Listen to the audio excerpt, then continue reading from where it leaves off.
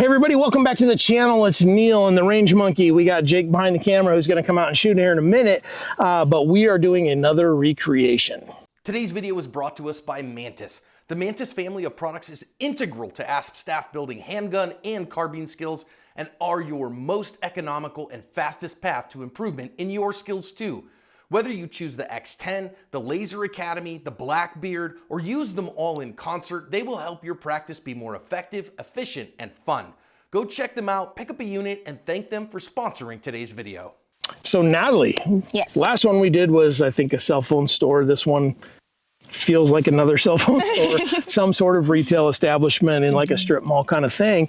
But in this one, describe to me what you saw on the video.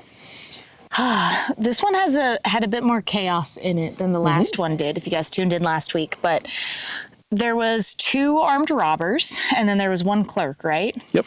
And the first armed robber came in, and I think he had a gun. Yep, they both had guns. They both had guns, okay, yeah. And he had a gun and was telling the clerk to go and get the money out of the register and the safe and all of this, and then the other bad guy runs in, and he's a little bit more energetic and is a little bit more stabby with his gun even. Yeah. I can't remember the order of the next things. So the interesting thing at the beginning of what you just described was they came in separately. They came in 10, 15 seconds apart. Yeah. You know, the video actually kind of starts with him, with the first guy already mostly in there. And then the second guy you see come through the door. And so if we're talking about looking for counter ambush opportunities, we know that a significant amount of armed robberies, there are multiple assailants. We just see that. So again, we've got to use these as mental reps to prepare ourselves for these moments if they're going to be. And this isn't paranoia. This is just getting prepared and having a moment to take some stock of what potentially could happen. And so being aware as the self-defender is the biggest key, because this one had several opportunities, right, for some counter ambush. We've got this high-tech thing built here. This is kind of our countertop, these target stands that are laying on their side. The cash register was about right here, so we've got a bad guy here. They came in from the door there and came right around, and our good guy squatted right here. This is where our good guy squatted. We'll talk about that a little bit later. Then there was a door over here. I'm not building doors yet on this thing. Let's get Active Self-Protection Extra to like 1 million subscribers and I'll start building doors. How's that? Anyway, there was a door here to another room with other valuables in it, and they kind of went in and out of there. There were multiple chances. One of the chances, if you were really good, is one guy was in there and the other guy was standing here at the counter, and he literally took his gun and set it on the counter. But what you saw on that video is as the guy leaned forward, he reached up and grabbed that gun again. So you would have to be lightning fast in that scenario to get in the fight. There's a couple of different things that we can consider from that. First off is the squat. If somebody threatens you and you squat down in the catcher's pose, like at least like the old catcher's pose when I was a kid, you don't have enough balance to really drive up and get in a fight. So if you're going to get down and you know, feign some compliance, what I would say is get down with one knee or the other and have a knee on the ground, because now you've got some power. If you decide you're going to go, you can go and you can push off of, you know, your hips and your legs, and you can go and get into the fight. He could have went hands on there, but man, he did not have much time. Yeah. He could have drawn a gun, but man, he didn't have much time. Now, he probably had more time than you think, because just because the guy reaches out and grabs the gun again doesn't mean it's pointed at you. So you probably have more time than you think. I would say you probably have in the neighborhood of a 1.5 or less. And so again, use these as mental reps and then go practice this thing. We're going to practice this and just see how fast we can get from a squatted position. But we're not going to do the squat just simply because it's really hard to draw from an actual squatted position. And so if you're going to get down, I totally get it, but put a knee on the ground, and put a knee on the ground that makes it so that if you do have a firearm, that you can get to that firearm and think through those things. That, oh man, oh hey, I'm really sorry, let me get down here. And then when it's time, you can still draw, right? So let's try it. Let's do it. Actually, before we try, sorry. That's okay. There were other opportunities too. Right? The other opportunity is when they both went in the room. Both bad guys went in the room and left him for about 2 to 3 seconds before they came and got him. That would have been that was probably the best opportunity. So there was one that wasn't great, and there was another one later that was pretty good. So again, we talk about waiting your turns, and in the very minute amount of force on force that I've done, it's hard to wait your turn. Even when you know that you need to wait your turn, it's really hard because your brain is just cycling through your card catalog to try to figure out what I can do right now in the moment. Sometimes waiting is better.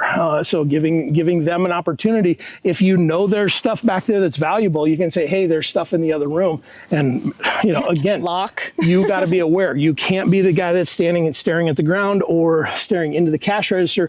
Keep your eyes up and try to engage. And it makes it really hard because we lose our voice when we're being threatened. In a lot of cases, all we see is people just shut their mouth and do what they're told. Even if they are going to counter ambush, they never say a peep. And I've done it. So, you know, I think that's something that we just need to be prepared for. So use your voice. Now, this guy was saying, I don't have the code for the safe. I don't have the code for the safe. But he kept his eyes on them. And when the guy did put the gun down, he started to move. So you could see that this guy wanted to do something.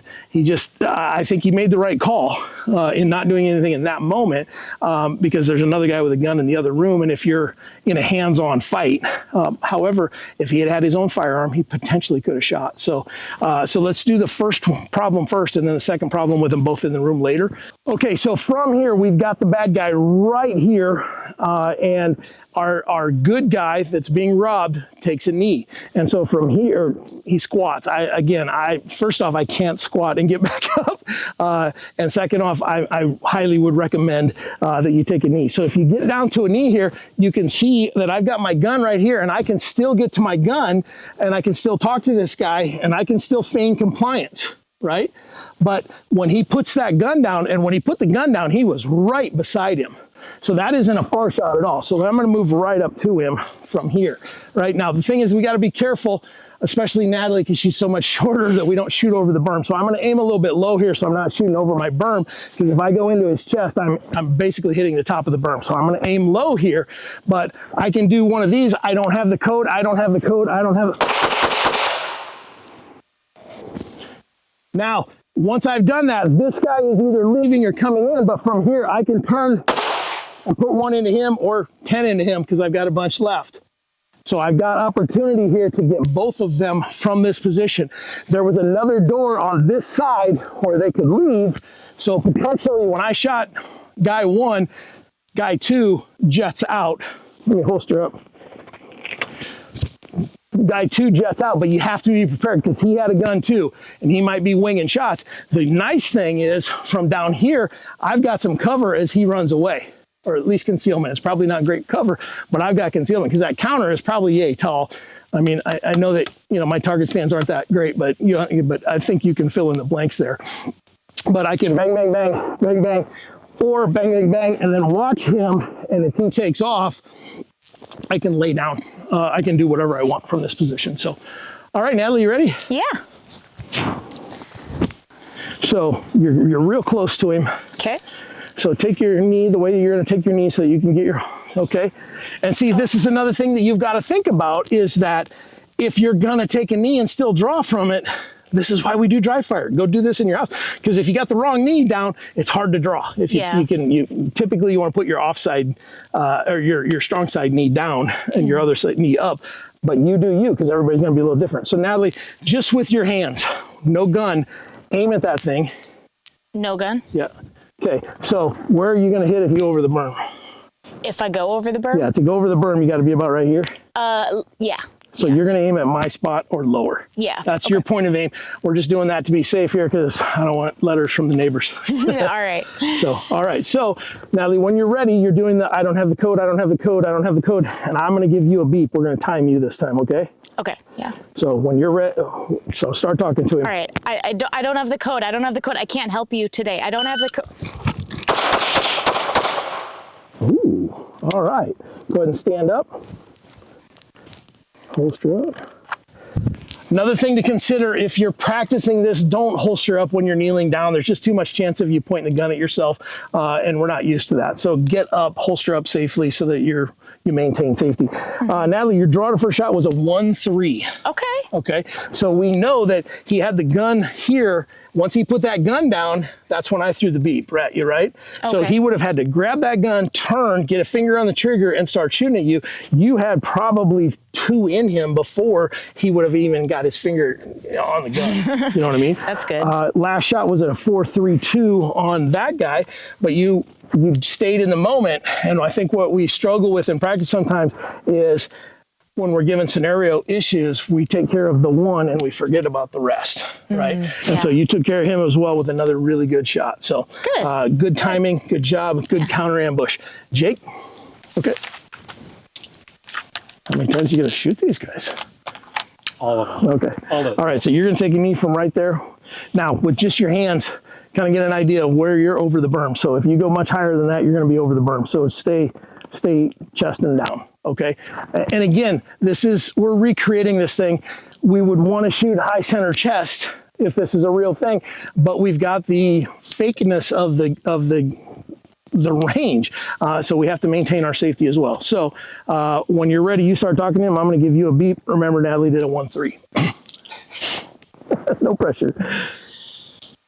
Hey man, I don't have the code. I don't have the code of the safe, man. I'm sorry, I don't have the code of the safe. It's over in the office. I don't have the code of the safe, man.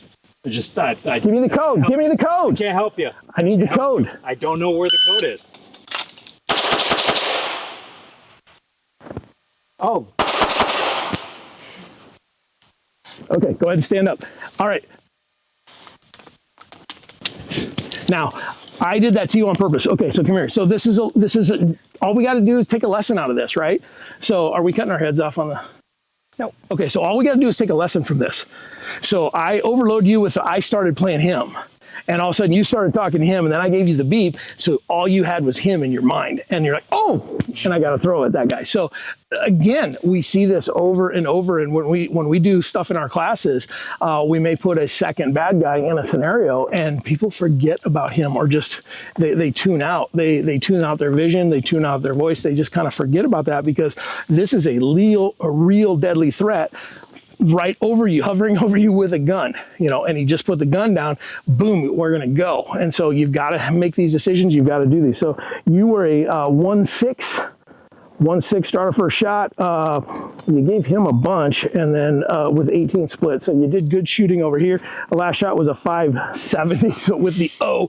However, my guess is that once you started shooting him, he's getting out of dodge and he's going out the other way. But again, when you practice these kind of scenarios, just think through that. And that way, if you are ever in this moment, then you can think through those kind of things. So that's why we're doing these. These aren't to show off how fast or how accurate. I mean, these aren't the world's most accurate shots. They're not the fastest shots.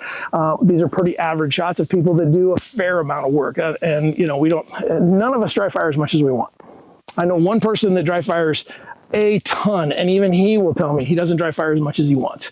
So none of us do. Don't hold yourself to some standard that you can't create. Find out what your number is and then make that the standard that you hold yourself to, and work to lower your numbers or work to improve your accuracy, work to get faster, work to get whatever it is that you want to, but find your standard, because my standard is not yours, mine is not yours, yours is not mine.